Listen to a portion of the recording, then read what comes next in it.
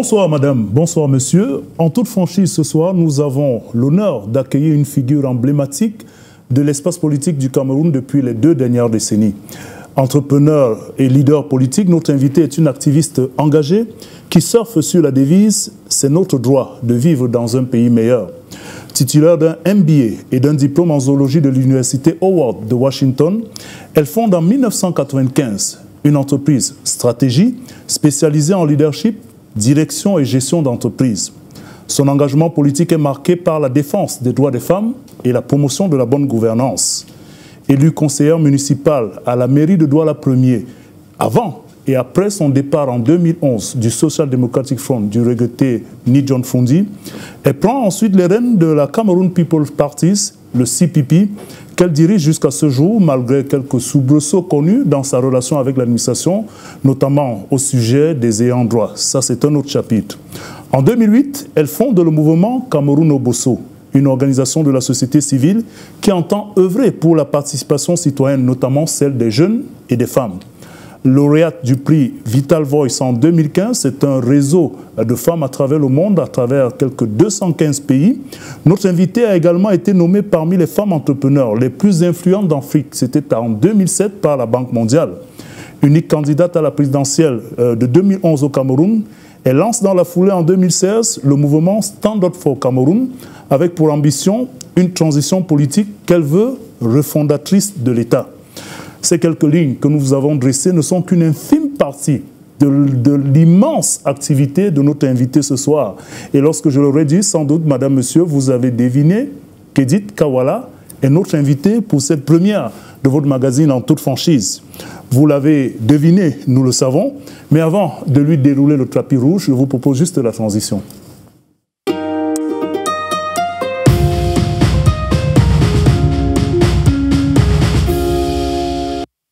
Edith Kawala, bonsoir. Bonsoir, monsieur Ndao. Merci surtout de nous honorer pour la première de notre magazine En toute franchise sur Dash Media, Dash TV, Dash Radio et tous les autres supports. Merci, ça fait plaisir d'être la toute première. Voilà. Avec ce sourire, nous allons vous proposer un échange en toute convivialité, mais surtout en toute franchise pour cette édition.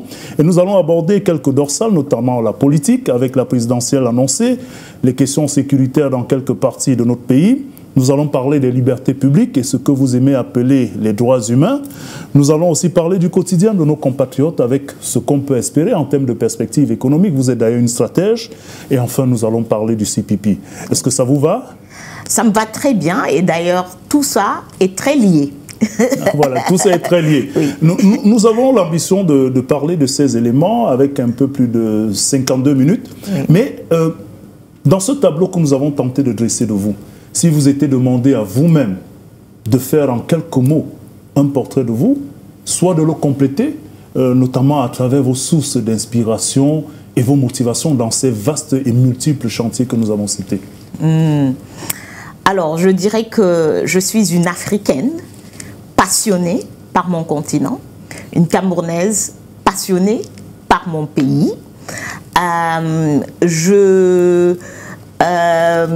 J'ai du mal parfois à savoir si c'est une bénédiction ou si c'est une malédiction, mais j'ai un amour très profond pour ce pays, pour ce continent. J'y crois. Même quand, par moments, tout ce qui se passe autour de nous sur ce continent, tout ce qui se passe dans notre pays, peut amener certains à se dire c'est impossible, on ne va jamais s'en sortir.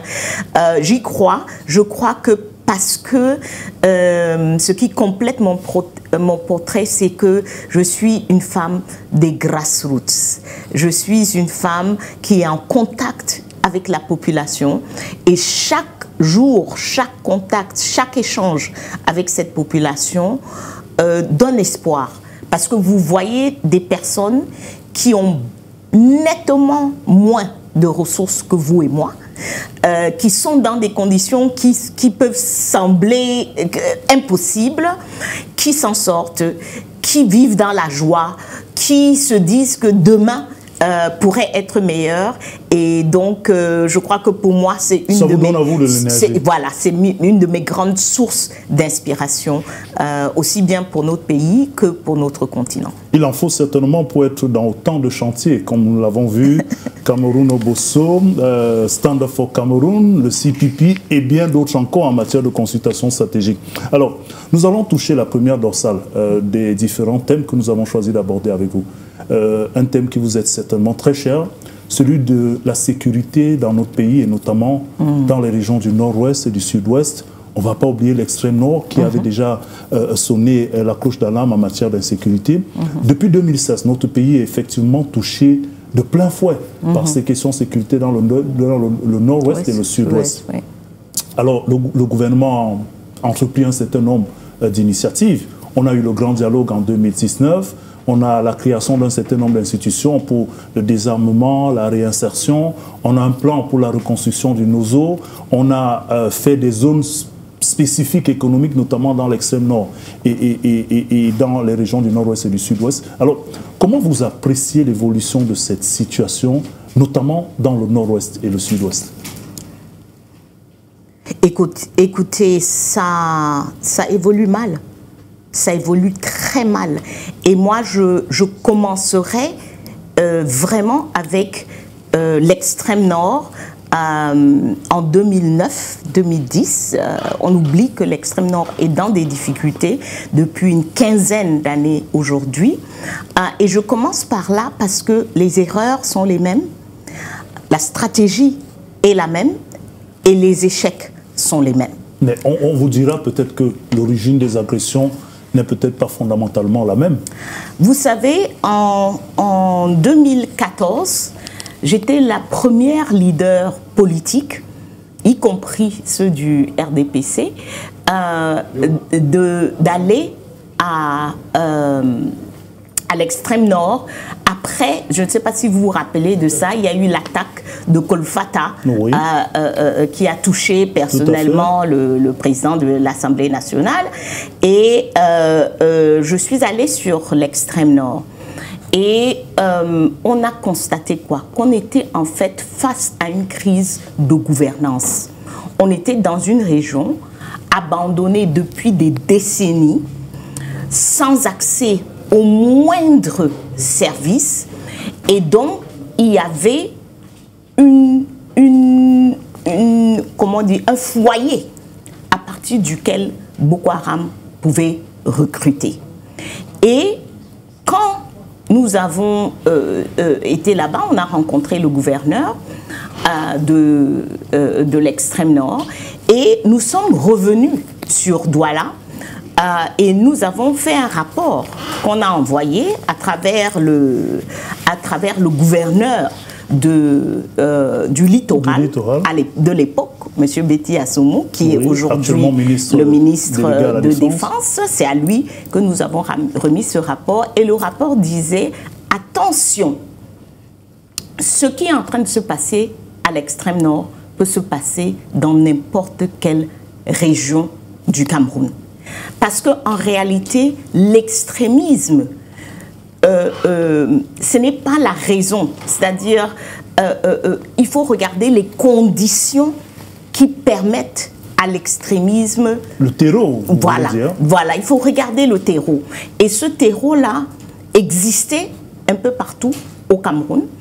À l'extrême nord, le prétexte, ça a été la religion des personnes, des extrémistes religieux.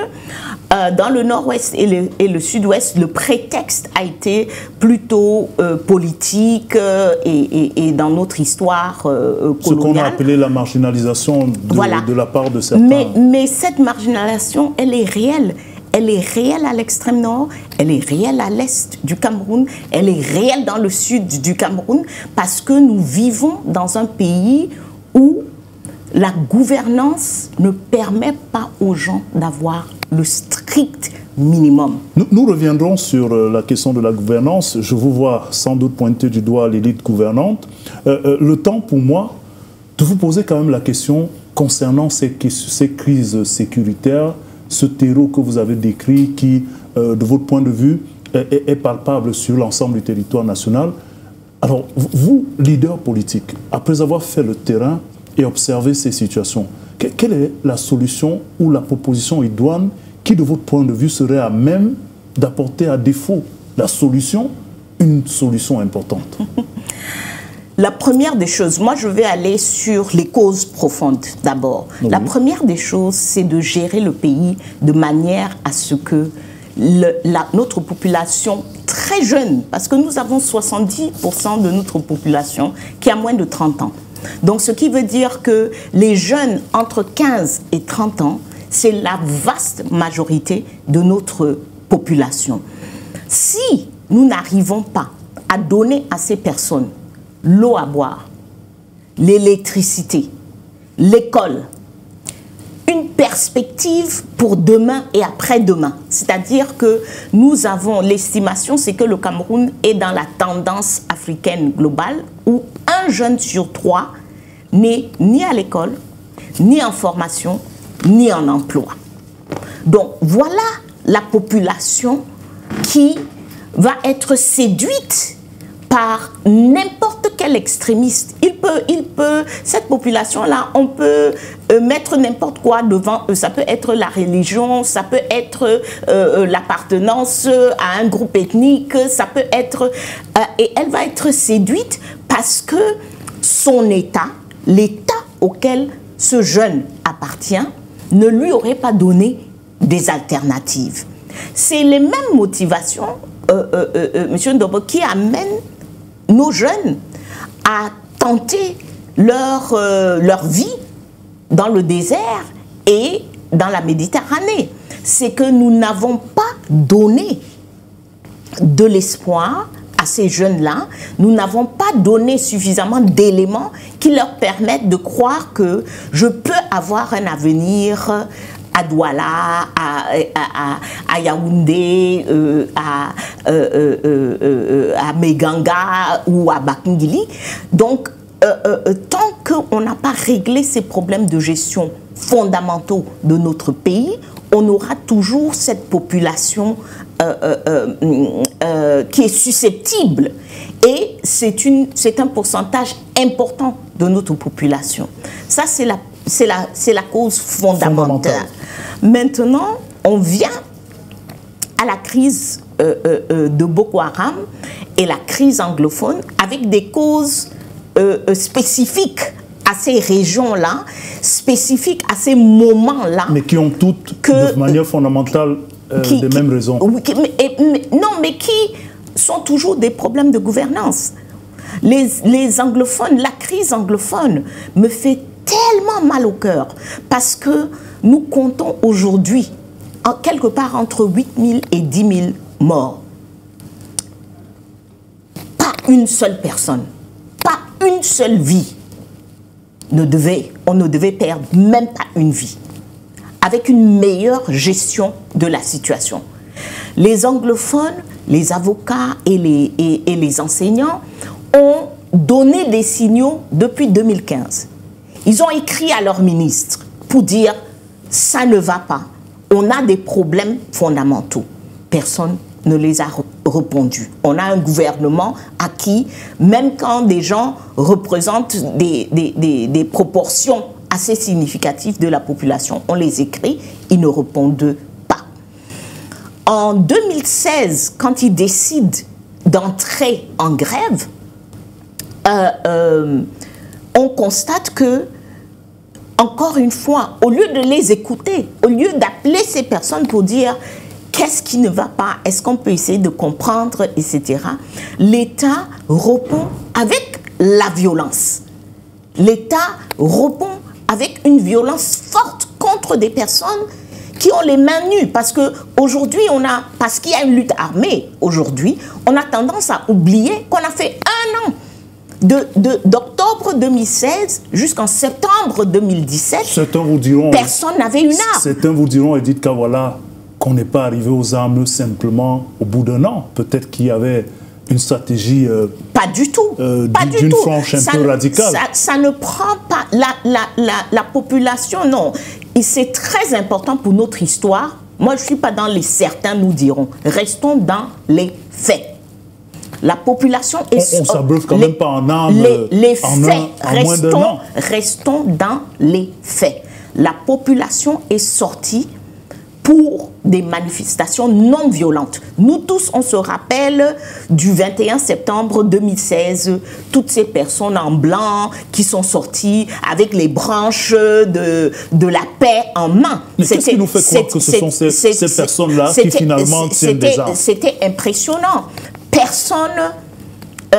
qu'est-ce que notre armée a fait? Qu'est-ce que notre État a fait? On a tiré sur ces personnes-là. Il n'y avait pas d'armes.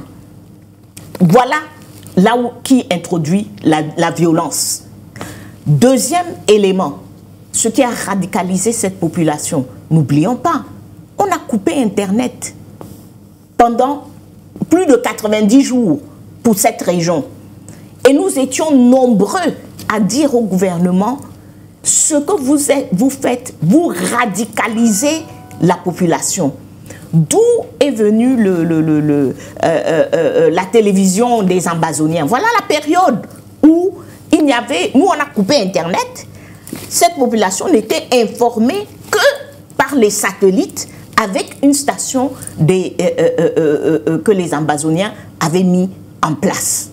Donc, notre État a commis beaucoup d'erreurs. Alors, ils ont emprisonné, vous oubliez qu'on a emprisonné ceux qui n'avaient pas des armes et que certains sont en prison jusqu'au jour où nous parlons. Les Agbobala, les Fontaines, etc., ils n'avaient aucune arme. Alors, Edith Kawala, vous bien évidemment, on ne peut pas parler de la question de crise dans les régions du nord-ouest et du sud-ouest sans faire un arrêt sur certains points comme vous le faites là. Mais je vous pose la question aujourd'hui. Quand vous avez dit tout ça, oui, et que nous pouvons constater qu'il y a des faits, oui, même si certains peuvent aussi recevoir des oppositions de la part de l'ordre gouvernant, on vous pose la question aujourd'hui, qu'est-ce qu'on fait? Comment on trouve la solution ou comment on trouve la meilleure option? Aujourd'hui, et ce que je vais vous dire, nous avons déjà mis par écrit depuis 2021 et on a remis au gouvernement. Après le grand dialogue. Il faut arrêter avec cette charade. Non, mais c'est un fait aussi. Non, c'est un charade. C'est un fait qu'on ne va pas élucider. C'était quelque chose d'absurde. C'est un gaspillage total de l'argent du contribuable que je suis. Et ce sont ce genre de choses qui font perdurer la crise. Donc, aujourd'hui, s'il faut régler ce problème, il faut une stratégie à 3 volets. Il faut la sécurité, bien sûr. Il y a maintenant des gens avec des armes, il faut rétablir la sécurité. Mais au même moment que vous rétablissez la sécurité, il faut mettre en place le système de justice transitionnelle et organiser les dialogues et la réconciliation. Qu'est-ce que vous mettez dans justice transitionnelle? Une justice pour la période, pour la sortie de crise. Et quelles seront ses missions, ses fonctions? Comment elle fonctionne, cette justice transitionnelle? La justice transitionnelle permettra à la population, et nous avons fait des suggestions, le nord-ouest et le sud-ouest, ce n'est pas beaucoup de monde, hein. C'est 2 régions, c'est 13 départements, c'est 65 communes. Donc, il faut un dialogue aujourd'hui, commune par commune. On ne peut plus faire un dialogue en haut qui va résoudre le problème. Parce qu'on a laissé le temps pour les groupes armés de se proliférer. L'un ne répond pas à l'autre, l'un ne connaît pas l'autre. Donc, on est obligé aujourd'hui de faire une stratégie qui va du bas vers le haut. Donc, il faut s'asseoir, il faut se réconcilier. La population a besoin de se réconcilier entre elles.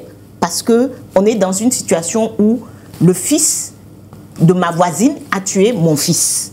Donc, on a des problèmes. La population a besoin de se réconcilier avec les institutions de l'État, notamment les forces de l'ordre. Parce que nos forces de l'ordre ont commis beaucoup d'exactions. Elles ont été victimes aussi. Beaucoup de violations. Et c'est pour ça que je parle de réconciliation. Elles ont été victimes aussi. Et croyez-moi, je vois le soldat moyen, le soldat lambda, comme une victime dans toute cette histoire. Parce qu'on a mis des gens dans une position impossible, sans la formation, sans les outils qu'il faut pour ce type de situation. Ils ont commis des exactions parce qu'ils se sont retrouvés dans des situations dans lesquelles ils ne devraient pas se retrouver, et sans les autres éléments de dialogue, de justice et de croissance. Donc aujourd'hui, la sécurité fait sa chose ici. Il n'y a pas de dialogue, il n'y a aucun dialogue qui est en place. Et puis on vous dit, on est en train de faire la reconstruction. Non, ça doit être une synergie d'action pour sortir de là. Et je suis désolée, M. Ndobo, mais le régime Biya ne va pas s'en sortir. Parce qu'ils arrivent pas. Vous n'êtes pas un peu trop... Vous n'êtes pas péremptoire, là? Ils ne vont pas s'en sortir. Ils ne savent pas comment travailler eux-mêmes en synergie. Alors, chaque ministre fait ça. Combien de fois on a vu ça dans cette crise? Un ministre, le premier ministre arrive au nord-ouest avec un discours conciliatoire, etc. Pendant que le ministre de la Défense ou le ministre de l'AT est en train de tenir un discours, voilà, on va vous mater, on va vous... La discordance au sein du gouvernement lui-même ne permet pas de sortir d'une telle crise, parce qu'il faut la synergie de toutes les branches. Alors, la troisième des trois propositions que vous aviez par rapport à la situation, vous étiez à la deuxième. Oui, la troisième, voilà, il faut la reconstruction et faire revivre les économies de ces régions. Parce que vous savez, la guerre, elle est économique. Elle est économique à plusieurs niveaux. Au début de la crise, comment est-ce que les Ambazoniennes recrutent? Ils recrutent avec l'argent. Les jeunes, vous vous rappelez des jeunes de Zévré dont on a parlé au départ, ils leur font miroiter, parce que pour la plupart c'était pas vrai, mais ils leur font miroiter, voilà, vous allez avoir des salaires, c'est une armée, vous allez avoir ceci et cela, et ces jeunes qui n'ont rien d'autre et qui se retrouvent victimes des violations se disent, voilà, c'est une proposition intéressante. Malheureusement pour eux, quand ils entrent, bien sûr, au bout de 2-3 mois, ils sont dans une spirale qui est très difficile pour eux de s'en sortir. Alors, Edith Kawala, on pourrait passer toute une soirée que la question de ces crises sécuritaires vous donnerait certainement envie et encore envie d'en parler. Je vous propose de prendre une petite pause pour la deuxième dorsale de cet échange, qui va nous entraîner dans une autre question aussi passionnelle pour vous. Je vous suggère d'abord de regarder ce reportage comme nous proposons à nos téléspectateurs.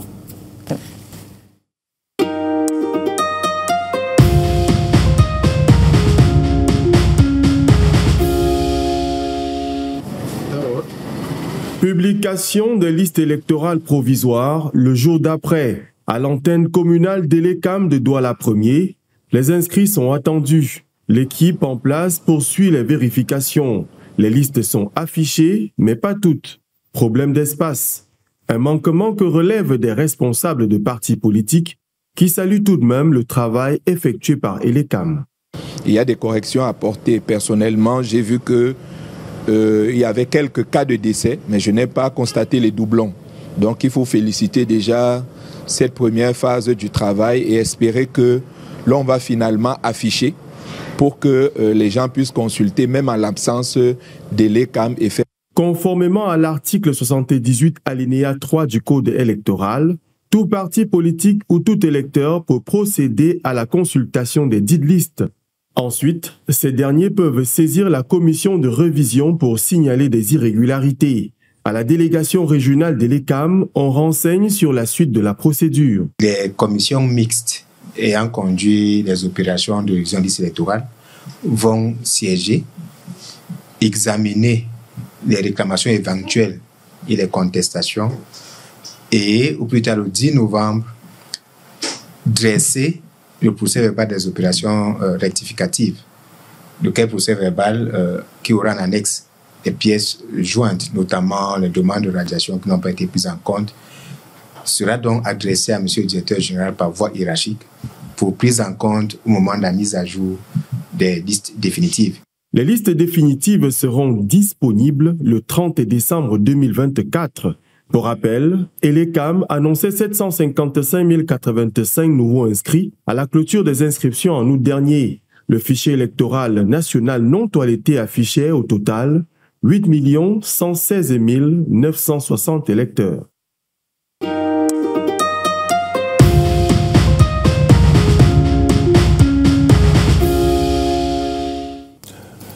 Nous sommes de retour sur ce plateau. Nous sommes en compagnie d'Edith Kawala, présidente nationale du CPP, qui est aussi derrière l'activité du mouvement Cameroun Obosso, n'est-ce pas? Mais aussi de Stand Up for Cameroun. Nous allons en parler tout à l'heure lorsque nous parlerons de l'activité de Madame Edith Kawala et de toutes ces entités-là. Mais nous revenons sur la question politique. Ce reportage, justement, nous a dressé en quelque peu la publication des listes électorales provisoires par Elecam, l'organe en charge des élections dans notre pays. Le fichier électoral est très souvent critiqué et beaucoup de leaders politiques ou bien de membres de la société civile lui dénient la fiabilité qu'on souhaite par rapport aux échéances électorales.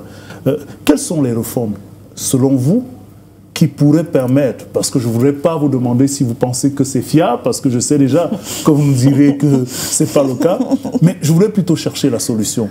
Ces listes, ou alors ce fichier électoral qui fait problème au sein de la classe politique, comment faire pour que ce fichier soit le plus crédible et le plus fiable possible?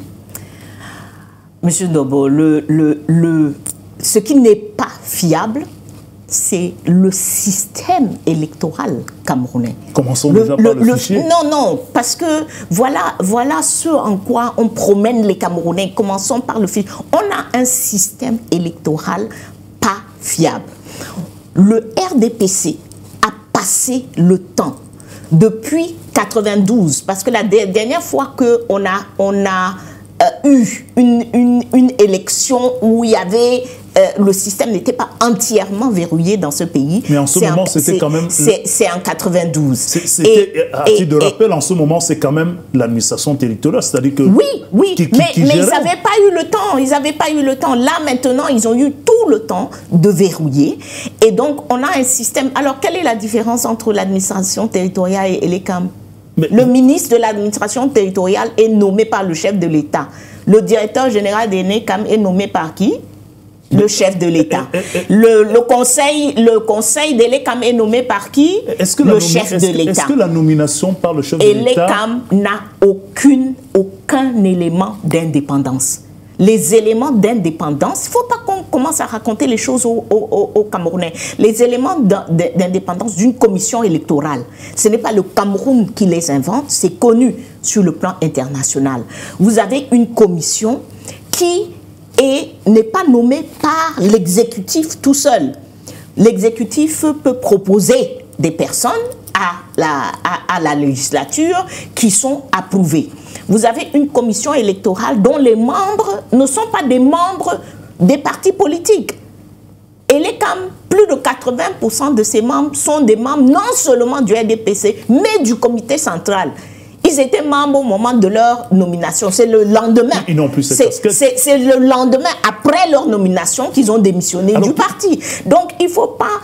il y a des choses tellement aberrantes dans notre système électoral. Ça fait 30 ans que l'opposition camerounaise demande les réformes. La commission électorale indépendante, c'est une demande de 30 ans. L'élection à 2 tours. L'élection présidentielle à 2 tours. Parce qu'il ne faut pas qu'on amène les gens sur les détails. Il y a des fondamentaux. L'élection présidentielle à 2 tours. Mais est-ce que l'élection présidentielle à 2 tours est un gage de réussite d'un système? On a d'autres pays où on a vu des scandales malgré ces élections à 2 tours. Les élections sont difficiles dans tous les pays du monde. Donc, quand on fait ces efforts, c'est pour tendre vers une bonne élection consensuelle. Monsieur Dobo, vous vous rappelez des élections sénégalaises qui viennent de se passer? Tout à fait. Et on a vu un président qui voulait changer la constitution pour rester en place. Une fois que les Sénégalais ont réussi à stopper ça. Mais là-bas aussi, c'est lui qui a nommé les membres. S'il vous plaît, une fois qu'ils ont stoppé ça, ils ont fait des élections. Vous avez entendu qu'il y a eu fraude, qu'il y a eu bagarre. Mais je reviens avec vous. Voilà des personnes qui ont un système électoral consensuel. Dans la dynamique. Donc, c'est pour dire que les élections au Cameroun, les réformes sont connues. Allons-y sur le fichier électoral, comme vous voulez. Avant de revenir sur le fichier, le gage ou la responsabilité individuelle des personnes, quoique nommées par le président de la République, cela ne leur enlève quand même pas, je veux dire, la conscience et le droit de respecter le cadre organisationnel. Vous avez le Sénégal où vous avez aussi des personnalités nommées par le président, mais qui réussissent quand même à... Il faut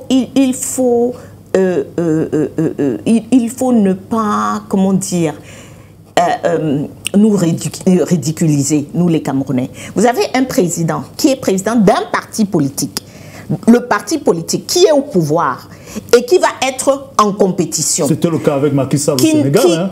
Non. Il a trouvé son conseil constitutionnel. C'est pas lui qui les a mis en place. Il a mis des membres dans ce conseil. Non. Il en a nommé pendant son mandat. Le jour où on va faire, peut-être c'est moi qui ai fait l'erreur d'évoquer le Sénégal parce que j'aimerais bien qu'on s'assoie et qu'on fasse... C'est pour interroger la responsabilité individuelle de ceux qui sont nommés. Vous nommez des personnes qui sont des personnes de votre parti. Lequel parti est en compétition? Ces personnes-là dépendent entièrement de vous. Un autre élément d'indépendance des commissions électorales dans le monde entier, c'est qu'ils ont leur budget directement alloué par par le Parlement. Ils ont une indépendance budgétaire. Au Cameroun, leur budget... Vous nous direz aussi que le Parlement, même dans le cas d'espèce, est majoritairement du parti au pouvoir. Leur budget fait partie du budget. Donc, ils n'ont aucun élément d'indépendance.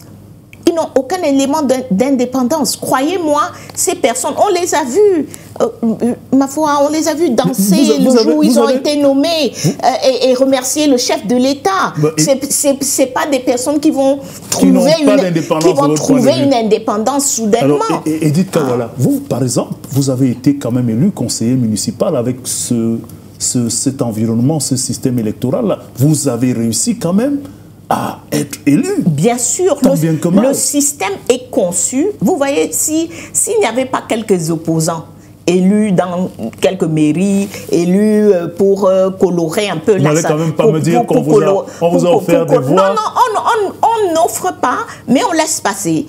Hein? Parce que, croyez-moi, toute personne tout parti politique qui a été aux élections au Cameroun sait que quand on a décidé que vous n'allez pas passer ici, vous ne passez pas. Peu importe ce que vous faites. Donc, ils ont besoin de quelques opposants qui sont dans les mairies, quelques-uns à l'Assemblée nationale, etc.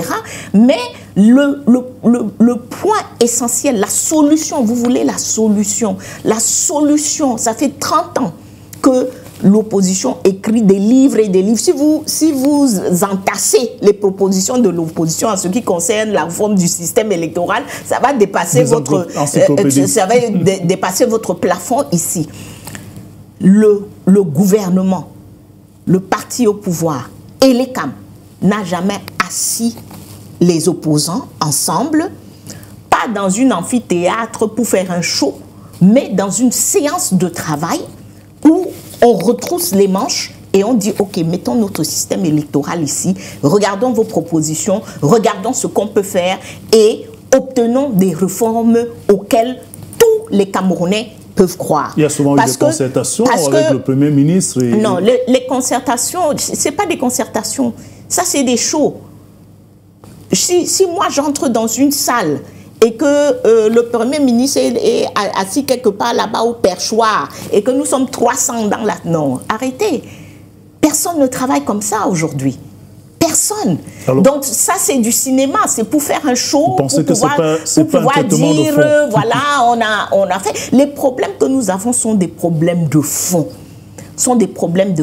Et nous avons besoin d'un système électoral avec un minimum de consensus. Sinon, tout le reste ne correspond à rien. Alors revenons quand même à... Et sans ce consensus-là, le fichier électoral, pour y revenir, oui. C'est pour ça que les Camerounais ne s'inscrivent pas. Aussi simple que ça. Les Camerounais ne croient pas au système électoral qui est là, et c'est pour ça qu'ils ne s'inscrivent pas. À côté, on parle aussi de la responsabilité de l'opposition qui, par rapport à certaines défaillances, par rapport à certains revirements de positionnement, pourrait avoir affecté aussi cet engouement. Il y a suffisamment d'opposants qui n'ont pas fait de revirement. Dans une scène politique, vous allez toujours avoir de tout. Les pays où il y a des bonnes élections, il y a des opposants là-bas qui font du n'importe quoi. Mais quand vous avez un bon système électoral et que c'est crédible, le Camerounais va prendre sa carte en disant « je vais pouvoir choisir ma personne et ma voix va compter ». Alors cela nous ramène quand même sur la vie même de ces formations politiques et c'est un domaine dans lequel vous excellez. Le marketing politique même, le discours de ces formations politiques. Quand on regarde les 2-3 dernières décennies, il y a eu beaucoup d'effritements dans la capacité de certains leaders ou de certaines formations politiques à tenir le cap des ambitions annoncées. Est-ce qu'il n'y a pas aussi problème dans la démarche, dans le discours, à même de captiver l'électorat et de rester ferme sur ses convictions? C'est clair que l'opposition peut faire mieux. C'est clair que l'opposition peut faire mieux. Moi, je dis, laissez-nous faire notre travail. On veut tenir une réunion, votre siège est encerclé par la police. Vous voulez tenir un meeting, voilà, on a bloqué. J'ai dû écrire à mon ministre de tutelle il y a quelques semaines pour lui dire, arrêtez. Vous avez un ministre de tutelle, il est votre ministre de tutelle. Il vous dit, je vais vous mettre dans le moulinex. Qu'est-ce que ça veut dire? Mais qu'est-ce que ça veut dire dans un pays? Une mise en garde. Que la personne qui est payée par mes impôts me dit qu'il va me mettre dans le moulinex? C'est quelle folie ça? Le régime bien a atteint, ils ont débloqué. Ils ont atteint des niveaux pas possibles. Tous les ministres ne le font pas non plus. On ne parle pas comme ça à des citoyens. Jamais de la vie. On ne parle pas comme ça à des citoyens. On ne menace pas les citoyens. Ah non, il ne faut pas dire que tous les ministres ne le font pas. Lui, il est peut-être l'extrême. Mais ces ministres passent leur temps à nous mettre en garde, à nous insulter, à nous mettre la faute. On dit, oh, les routes sont mauvaises. Ils disent, ah, c'est les Camerounais qui font que les routes sont mauvaises. Ah, on ne ramasse pas les ordures. Ah, c'est la faute des Camerounais, ils ne mettent pas dans les bacs, etc., etc. Mais ces gens-ci ne savent pas gouverner, qu'ils quittent. On ne demande que ça. On ne demande que ça. Ils vont fêter 42 ans dans quelques jours, là. 42 ans pendant lesquels vous n'avez pas pu donner l'électricité à la plupart, à la majorité de votre population. Je vais vous dire, monsieur Debo, moi j'habite à Bonapriso. C'est supposé être le quartier le plus huppé de Douala. Je n'ai pas d'eau. L'eau ne coule pas dans les robinets en plein Bonapriso depuis 2 jours. Qu'est-ce qu'on veut nous raconter? Certains vous diront que vous avez la chance de ne vivre ce calvaire que depuis 2 jours. Et ça, c'est extrêmement grave. Je dis Bonapriso tout simplement parce qu'il y a des gens qui vivent le calvaire effectivement depuis des mois et ils se disent que oh, là-bas, c'est bien. Non, il n'y a aucun endroit. Bastos, c'est pareil. Il n'y a aucun quartier. Hein? Donc, vous voulez que les partis politiques fassent leur travail? Donnez-nous l'espace de faire notre travail. Alors, arrêtez les violations. Arrêtez. On a des camarades politiques à l'heure où on parle en prison. Ils font quoi là-bas? Non, que personne ne nous rejette la faute. Alors, Edith Kawala, 2025 est annoncé comme une année électorale, une échéance présidentielle, si tout est respecté. Avec de gros enjeux de part et d'autre qui sont signalés. Certains parlent d'une échéance charnière. Comment l'opposition s'organise-t-elle, de votre point de vue, pour faire quand même, au-delà de tout, un poids certain et ambitionner de renverser la vapeur? On a vu des alliances, qui sont annoncées. Est-ce la bonne solution pour vous? Qu'est-ce que vous dites de ces alliances? Comment vous envisagez l'opposition pour cette échéance de 2025? Pour 2025, si nous voulons un résultat différent de ce que nous avons eu sur les 42 dernières années, nous avons besoin, en tant qu'opposition, de changer notre fusil. C'est quoi l'expression en français? Changer le fusil d'épaule. Voilà, oui. Voilà. Donc on a besoin de changer le fusil d'épaule, dans le sens où la focalisation est entièrement sur la mauvaise chose actuellement. On est focalisé, c'est une des plus grandes réussites du RDPC. Ils ont convaincu une bonne partie des Camerounais et une bonne partie de l'opposition camerounaise qu'il y a un problème de candidature. Et que si seulement vous trouvez un candidat unique, voilà ce qui serait la solution. Faux et archi-faux. Vous ne plaidez pas pour une candidature unique. On vient de décrire le problème du système. C'est le système électoral qui est le problème.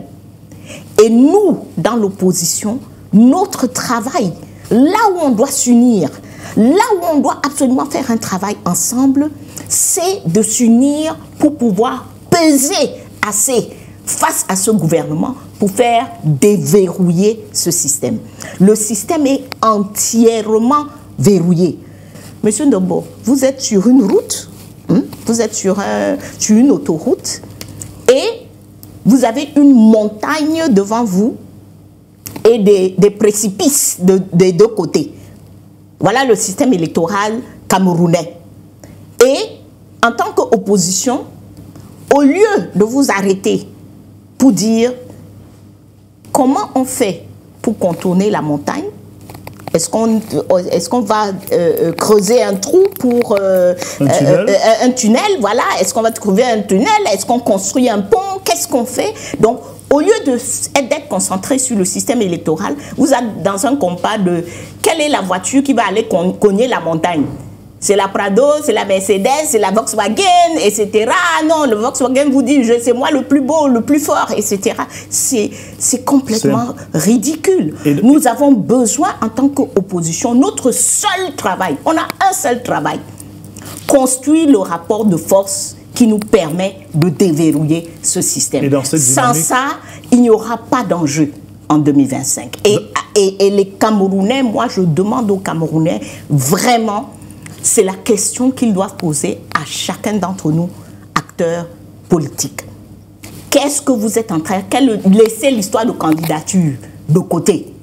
Comment vous travaillez avec nous, la population, parce qu'on a besoin de la force de la population pour déverrouiller ce système. Et c'est dans cette dynamique que vous parlez, de votre point de vue, d'une transition en lieu et place d'une simple alternance. Nous parlons d'une transition parce que le Cameroun, en réalité, comme beaucoup de pays africains, nous ne sommes pas seuls, nous vivons encore aujourd'hui dans un système colonial. On s'est débarrassé du colon, de l'individu, mais on a tout simplement remplacé avec nos frères et pratiquement tout de la structure coloniale est resté.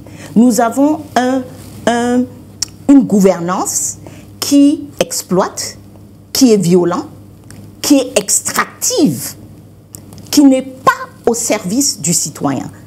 C'est la gouvernance coloniale.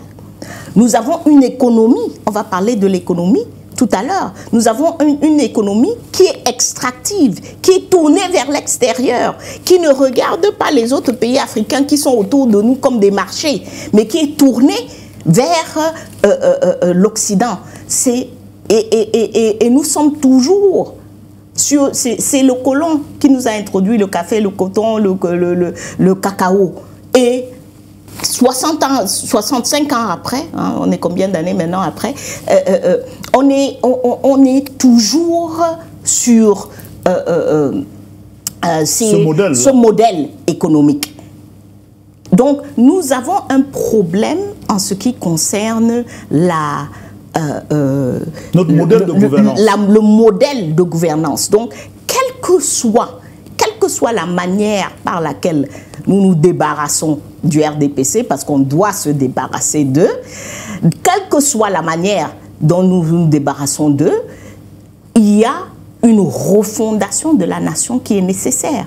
Et ce n'est que à travers cette refondation qu'on va se réconcilier en tant qu'anglophone francophone, qu'on va se réconcilier nord-sud, qu'on va définir qu'est-ce que ça veut dire d'être camerounais. Le projet Cameroun, voilà. Je vous propose une autre petite transition rapidement. Nous avons donné la parole à quelques-uns de nos confrères qui vous posent une ou deux questions et c'est avec ces questions que nous allons terminer avec la dernière dorsale de cet entretien.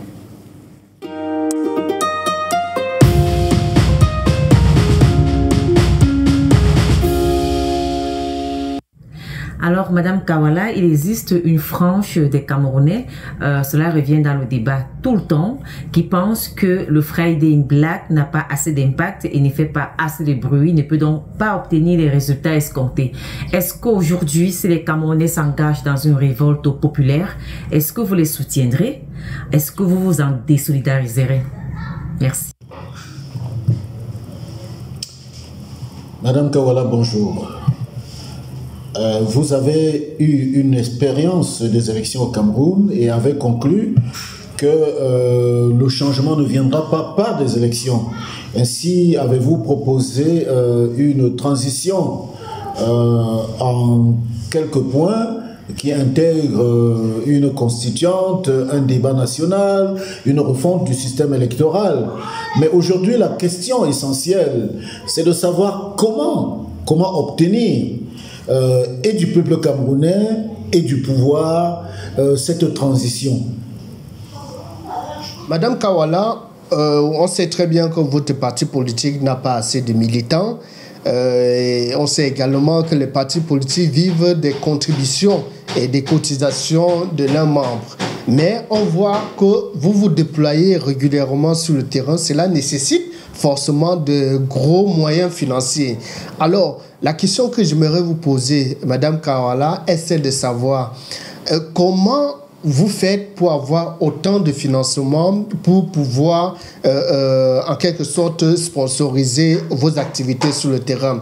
L'autre question qui me vient en tête à l'instant est celle de savoir, est-ce que vous voulez uniquement rester dans l'opposition pour contrecarrer ou alors une opposition de contradiction ou alors vous voulez conquérir le pouvoir suprême? Madame Kawala, hier, votre parti, le CBP, avait des facilités pour présenter un candidat à l'élection présidentielle et vous l'avez été sur la bannière de ce parti politique avec le même code électoral, avec pratiquement les mêmes organes qui dirigent les élections au Cameroun. Aujourd'hui, vous n'avez plus cette possibilité-là, du moins votre parti ne vous donne plus toutes ces facilités-là et votre discours a subitement changé. Qu'est-ce qui peut donc expliquer ce revirement soudain, ce changement brusque de discours? Comment est-ce que les manifestations pacifiques que vous appelez de tous vos voeux pourraient donc faire partie, M. Biya? Les Camerounais sont-ils prêts pour des manifestations pacifiques que vous appelez de toute votre force? Bonjour Madame Kawala, je suis Aloïs Onana, journaliste. Ma question est celle-ci. Nous avons deux dates au Cameroun, deux dates majeures, le 1er octobre et le 20 mai. Chacune des dates a une histoire bien particulière. Problème, on célèbre beaucoup plus le 20 mai et on ignore entièrement le 1er octobre. Selon vous, qu'est-ce qu'il faut faire? Célébrer de manière continuelle, ad vitam aeternam, le 20 mai, tout en ignorant notre 1er octobre, ou encore, vous pensez qu'il est possible qu'on réécrive notre histoire? Que faire exactement?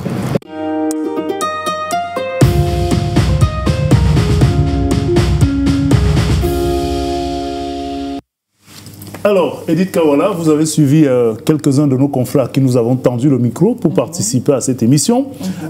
Sans doute, il y a certaines réponses auxquelles vous avez déjà apporté certaines questions auxquelles vous avez apporté des réponses, notamment celles liées à votre proposition de gouvernance. Mais vous avez noté, certainement, je vous ai vu prendre des notes là-bas, et on va vous laisser d'abord répondre parce que dans la foulée, il y a quelques-unes des questions que nous avions dans les dernières dorsales qui apparaissent aussi là. Donc on va vous laisser répondre en fonction des notes que vous avez prises. Il y a la première d'ailleurs. Oui, la première de Madame Annie Payep sur le Friday in Black. Friday in Black. Où beaucoup de personnes pensent que... le résultat n'est pas celui escompté par vous. Le résultat n'est pas celui escompté parce que nous voulons déclencher la transition politique au Cameroun. Ce qui n'est pas encore le cas. Ce qui n'est pas encore le cas. Mais le Friday in Black est, quand on va écrire l'histoire du Cameroun, quand on va écrire l'histoire des partis qui sont dans Stand Up for Cameroun, on va constater que le Friday in Black non seulement a été un grand succès pour nous, mais a été un de nos outils les plus importants. Le Friday in Black est d'abord pour nous. Avant d'être pour qui que ce soit d'autre, parce que quand vous êtes dans une lutte de longue haleine, il faut quelque chose pour tenir les militants. Il faut quelque chose pour les galvaniser régulièrement. Pour nous, notre Friday in Black, on dit souvent que ça sert comme l'église pour les chrétiens tous les dimanches. C'est-à-dire que le vendredi, c'est notre jour politique. On se voit, on se rassemble, on traite des sujets d'actualité, on débat, on cherche des solutions à la... On construit la conscience collective. On construit la conscience collective et en ça, elle est une très grande réussite. Alors, deuxième élément du Friday in Black, oui. Je crois que les journalistes n'observent pas très bien. Depuis que nous avons commencé le Friday in Black, le noir est devenu la couleur des protestations des Camerounais. Presque tous les groupes qui veulent protester quelque chose mettent leur noir pour protester. Ça veut dire que, et c'était ça l'intention, que dans un environnement verrouillé, où si vous vous mettez à marcher dans la rue, on vous mate immédiatement. Vous avez le plein fouet de la violence de l'État. Il fallait trouver des moyens par lesquels les gens peuvent protester sans que ce ne soit trop risqué pour eux. Et c'est comme ça qu'ils bâtissent le courage de protester. Et là, ça a beaucoup marché. Et la troisième chose, c'est que, regardez, quand nous avons fait Ngarbou, quand nous avons fait les protestations pour Kumba, quand nous avons fait les protestations en 2021 contre ce système électoral, où on a pu avoir des milliers de personnes qui sont sorties en noir parce que ça correspondait à ce qu'ils voulaient exprimer. Donc, nous, on va continuer à porter le noir. J'espère que vous aussi. La question que moi, je pose toujours aux uns et aux autres, c'est pourquoi vous n'êtes pas en noir? Ça vous enlève quoi d'être en noir? Vous ne protestez pas? Vous êtes content de ne pas avoir l'eau, de ne pas avoir... Pourquoi vous n'êtes... L'acte le plus simple que vous pouvez faire pour affirmer votre identité camerounaise, que vous êtes un citoyen camerounais qui n'est pas content de sa gouvernance, il faut le faire. Alors, il me semble que vous avez déjà répondu à la question de Hilaire Hamekwe dans votre précédent développement sur l'option, n'est-ce pas, de conquête du pouvoir. Oui. Il y a Didier Ndengue quand même qui s'inquiète. Il dit, vous avez beaucoup d'activités, des rapports que vous faites, notamment sur les droits humains, les enquêtes, ça et là, vous avez des équipes partout, avec Obosso, le CPP. D'où vous viennent les financements, finalement? Alors, nous avons eu beaucoup de chance quand on a pris la tête du CPP, parce que nous avons eu des militants qui nous ont dit « Vous n'allez jamais nous voir dans la rue en train de protester avec vous. Vous n'allez jamais nous voir dans un meeting. Vous n'allez jamais nous voir au devant de la scène. Mais on y croit et nous sommes financièrement capables et nous allons continuer avec, avec vous en donnant le soutien financier. Ça, c'est notre tout première source de financement. La deuxième source de financement, c'est que nous travaillons beaucoup en collaboration. C'est l'avantage d'être dans une plateforme Stand Up for Cameroun. Vous savez que nous sommes dans une plateforme avec d'autres partis politiques, avec des organisations de la société civile, etc. Donc, étant dans une plateforme, quand nous décidons de mener une activité, chacun donne un peu, chacun contribue un peu. C'est beaucoup plus facile de se déployer comme ça que quand on est tout seul, isolé et qu'on doit compter uniquement sur ses propres ressources. Comme la réalisation me fait de grands signes, on nous a accordé exceptionnellement 10 minutes, parce qu'avec Kawala, forcément, on ira... Alors, on va aller au pas de course, Kawala. Oui. Alors, il y a Aloïs Onana qui s'inquiétait... enfin, qui se demandait comment vous envisagez la célébration du 1er octobre au Cameroun face au 20 mai. Et dans la foulée aussi, il y a Charles Fonga qui estime que votre discours a un peu changé. Qu'est-ce que vous dites de manière rapide à ces deux préoccupations? Alors, pour 20 mai, 1er octobre, vous voyez la nécessité de la transition? Peut-être que vous allez expliquer rapidement. C'est ça la nécessité de la transition, c'est-à-dire en tant que Camerounais, on doit s'asseoir, on doit se parler et on doit décider ensemble, voici le jour de notre fête nationale. Voici le jour que nous allons célébrer pour X, Y et Z raisons. Au lieu d'avoir un 20 mai où beaucoup de personnes ne comprennent pas à quoi ça correspond, avoir un 1er octobre qui est le jour où on est véritablement devenu le Cameroun, parce que c'est le jour de la réunification, qui n'est pas célébré. Qu'on s'est retrouvé entre Camerounais, parce qu'on était Cameroun avant d'être fractionné. Voilà, donc pour nous, c'est ces questions-là qu'on règle pendant la transition. Pour M. Fongang, je ne comprends pas sa question. Il estime que le CPP avait beaucoup de moyens à une époque et vous allez aux élections. Il n'a pas bien fait ses recherches. Première des choses, personnellement, j'ai été aux élections 3 fois. Oui. Et que subitement vous décidez de ne plus y aller. C'est pas subi. Donc 3 fois, ça fait de 2007, 2011, 2013. On a passé beaucoup de temps dans le système électoral avant de décider. Et c'est une décision du parti. C'est pas ma décision. C'est le parti qui décide que on ne part pas aux élections. Et croyez-moi, nous continuons à avoir à peu près les mêmes moyens si on veut aller aux élections. Et s'il vous plaît, parce que ça aussi, ça crée la confusion dans la tête des gens. C'est pas parce que nous voulons la transition politique ou nous considérons qu'il y a une transition politique préalable que nous ne voulons pas conquérir le pouvoir.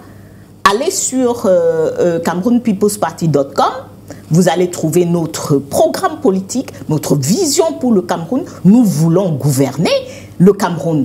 Nous estimons qu'il y a des préalables.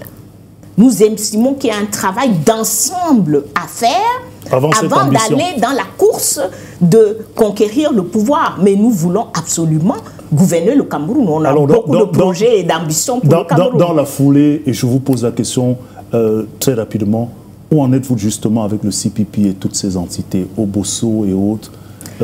Où en êtes-vous de manière succincte? Cameroun Obosso aujourd'hui est géré par d'autres personnes. Ils ont la charge de ça. Je ne suis plus ni présidente, ni... je suis une conseillère, voilà. Tout à fait. Et le CPP? Le CPP, je suis la présidente nationale du CPP. Le CPP en tant qu'entité fait partie de la plateforme Stand Up for Cameroun. Oui. Stand Up for Cameroun, vous allez nous voir. On va encore se déployer, monsieur. Alors, je ne sais pas qui s'inquiète de notre déploiement là, mais on va encore se déployer, cette fois-ci sur des questions de torture que nous avons tous, dont nous avons été tous témoins ces derniers temps. On va se déployer avec beaucoup d'autres acteurs acteurs parce qu'on estime que... Voilà les questions préalables. Alors, si on suit votre logique, le CPP n'aura pas un candidat à la présidentielle en 2025, puisque le préalable ne semble pas acquis pour l'instant. Faisons la transition, on peut commencer demain. Faisons la transition et le CPP sera candidat. Avant la dernière question, qui va sans doute clore cet échange, on ne saurait sortir d'ici sans parler du quotidien de nos compatriotes. Oui. C'est dur. Très dur. Et comment, de votre point de vue, vous entrevoyez, quelle perspective vous entrevoyez pour nos compatriotes en 2025 et peut-être les années à venir? Malheureusement, avec le RDPC au volant, conduisant la voiture Cameroun, ça va aller, les perspectives ne sont pas bonnes. Hein. Nous avons eu une croissance, on croyait qu'on allait faire une croissance de 4% en 2023, on a fait une croissance d'environ 3,3%. Les perspectives pour cette année, dans le meilleur des cas, on serait à 3,9, etc. On n'a pas encore maîtrisé l'inflation. Ce que les gens ressentent dans leur poche et au niveau du marché, c'est l'inflation. Il faut des réformes. Ce n'est pas seulement le système électoral qu'il faut réformer dans notre pays. Il faut des réformes structurelles dans notre économie fondamentale. Quand on se plaint de l'électricité, là, ce n'est pas pour le plaisir de se plaindre, ou bien même parce que Mme Kawala n'a pas d'électricité chez elle. C'est parce qu'il n'y a pas de croissance économique sans électricité. Si on ne règle pas nos problèmes d'électricité, de route, d'accès à l'Internet, on ne va pas... C'est les fondements d'une économie. Donc, d'accès au financement pour les petites et moyennes entreprises. Moi, je crois que les Camerounais, les entrepreneurs camerounais, les entreprises camerounaises peuvent relever cette économie. Donnez-leur les conditions.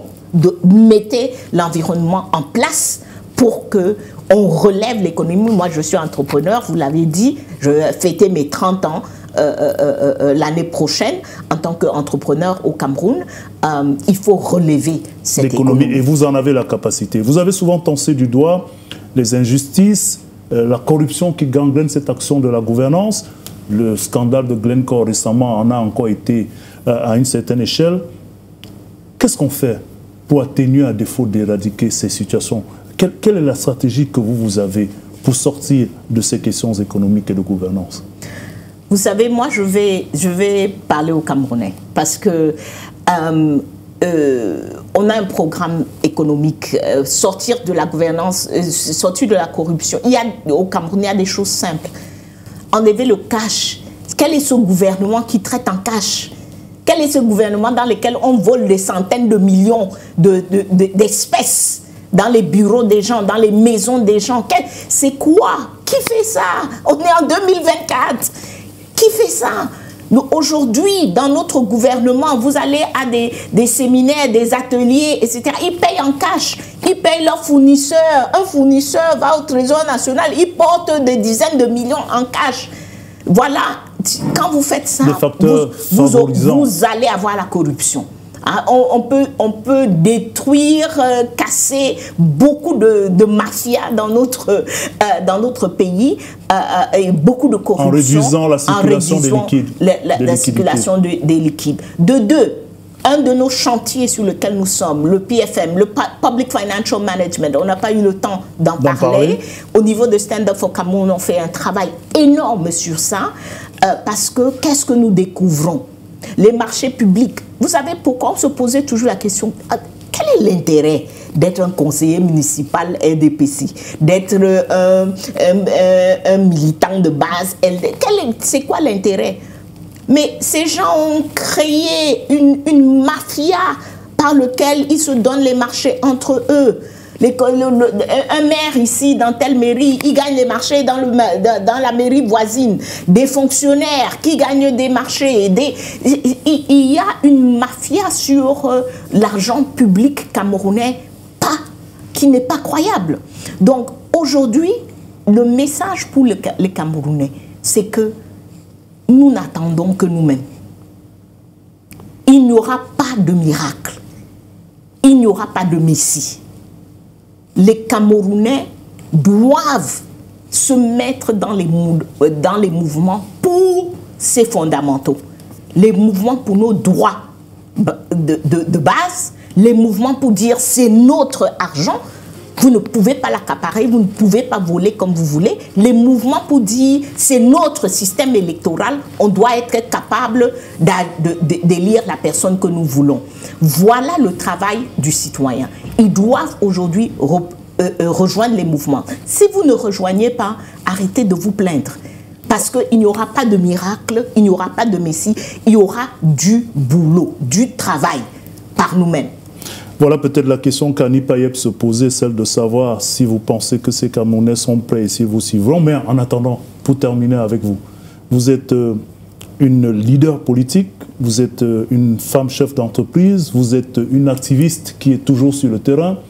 Qu'est-ce que vous dites aux femmes ou aux jeunes filles qui souhaiteraient suivre vos pas? D'abord, je suis très contente des jeunes Camerounaises. Hein.